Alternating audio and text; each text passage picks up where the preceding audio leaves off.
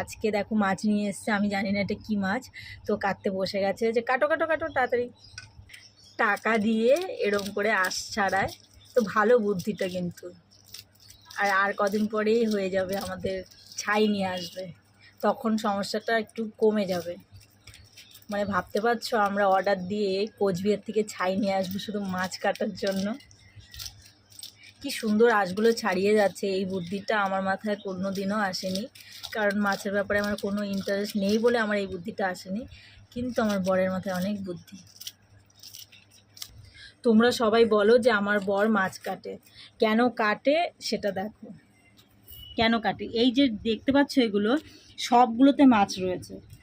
এই যে এ পুরো ভর্তি ভর্তি মাছ। হ্যাঁ, ডিপের থেকে বের করেছি। আমার সত্যি আমি নিজেও জানি না কোনটার মধ্যে কী মাছ রয়েছে, যার জন্য আমার বরকে কাটতেই হয়। কারণ এত মাছ কাটা একটা মানুষের দ্বারা সম্ভব হয় না, তার জন্যই আমার বর মাছ কাটে। কিন্তু অনেকে আমাকে বলেছে যে তোমার বরকে দিয়ে কেন মাছ কাটাও, তোমার বরকে দিয়ে কেন মাছ কাটাও। কেন কাটাবো না বলো? এত মাছ, এত মাছ কে খায়? কে খায় বলো? আমার বর।